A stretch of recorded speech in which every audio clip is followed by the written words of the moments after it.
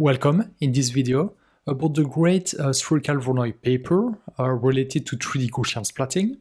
So in one sentence, what this paper does, it replaces spherical harmonics in Gaussian splatting with Spherical Voronoi.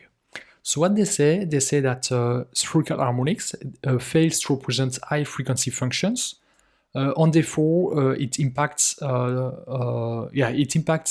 3D Gaussian splatting representation. It makes difficult to model effects such as specular reflection, for example, and this is key for producing realistic renderings. So yeah, this has to be solved. For example, here we have an example. So basically here they want to fit a ground truth signal on a sphere. By the way, I made a full video on spherical harmonics. Maybe you want to have a look at it to really understand what are spherical harmonics. You can really see them as a Fourier function on the sphere. But basically here we can see spherical harmonics with 30 coefficients. So first they show that, okay, you can model very complex signal or high frequency signals with spherical harmonics. But first you need to use many coefficients. You need to move, you need to scale to 30 coefficients. And even then you have some artifacts. So when you scale to more coefficients, you have those kind of Gibbs artifacts. While other approaches, such as spherical Gaussians, spherical betas, or spherical Voronoi, introduced in this paper, are working fine. Spherical Gaussians, maybe we're going to discuss that later. But yeah, for example, okay, maybe let's move here. So spherical Gaussians, they are used in the, I think it was the Planoxel paper. Basically, I have some implementation on my GitHub where we implement them. If you're interested, I will put the link in the description. But otherwise, yes, spherical harmonics are commonly used for even with nerf. When you want to make nerf fast, you can cache some components, and usually that relies on spherical Gaussians or spherical harmonics. Okay, so basically here they do a quick test. They fit a simple function. It's a toy problem. So on the leftmost side with spherical harmonics, here we have spherical Gaussians, spherical betas, and spherical Voronoi proposed in this paper. They say that they do not show the ground truth function because it's very close to the one learned by spherical Voronoi. So in black, this is the target function. The issue with spherical harmonics is that basically it's limited. You can see we cannot learn, there are some artifacts. Spherical harmonics are commonly used because they are consistent. They are easy to optimize. Well, they are not consistent, they are easy to optimize. So here, what we show, this is the final PSNR after doing many runs with different initialization.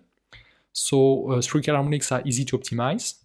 Spherical Gaussians usually lead to better solutions. So we can see that this function is closer to the target one. But here you can see that the final PSNR is there is a lot of variance. So basically the final quality is dependent on the initialization. So spherical Gaussians are very difficult to optimize. So therefore, even though they're good at representing functions, we do not use them because they're difficult to optimize. On here finally with spherical betas, you can see that also results are strongly dependent on the initialization.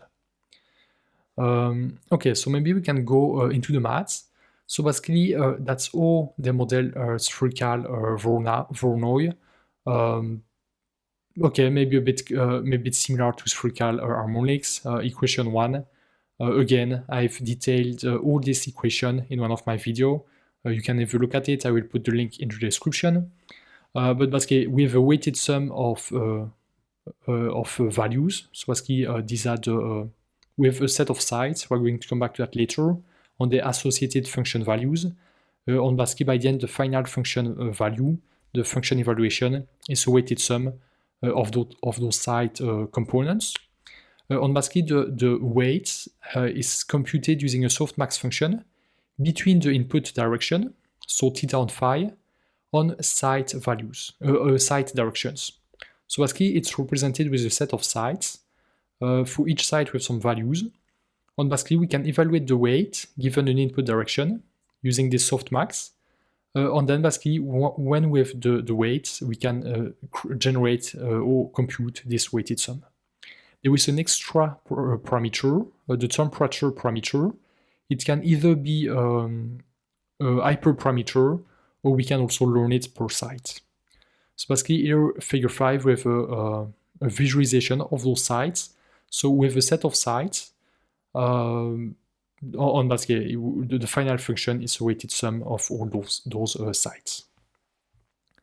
Okay, let me see if there's nothing else to discuss. So basically, this paper is twofold. First, they introduce spherical Voronoi, and they show that it improves it improves 3D Gaussian splatting.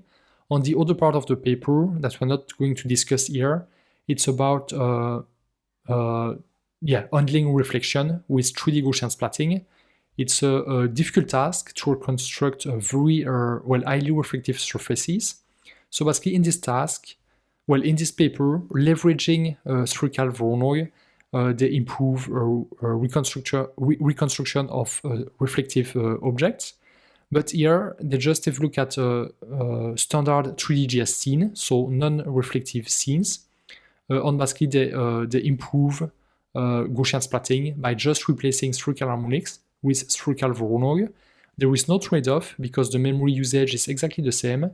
They use the same amount of coefficients, so 48. On basically you can see here SH, you have a 33.19 decibel PSNR. With spherical Voronoi, you have more than 1 decibel gain, even more than 1.5, so that's really huge. On basically by doing that, you can get results that are competitive with ZipNerf. As a reminder, ZipNerf is the state-of-the-art for novel view synthesis, or at least it has been for quite some time. Gaussian splatting is great because it's fast. It's fast at training, it's fast at inference, but it's slightly worse than ZipNerf in terms of quality. You have some degradation of quality, but here, using this SV, which is easy to implement, you get much better results, or you are competitive, even better than ZipNerf. So if this video gets 20 likes by Saturday, I will make a video about implementing this paper from scratch. So please like this video, leave a thumbs up, subscribe, share it so that it gets traction. And if we have 20 likes by Saturday, I will release an implementation from scratch in Python. I also have a newsletter about 3D and Gaussian splatting. I will put the link in the description. Thank you and see you in the next video.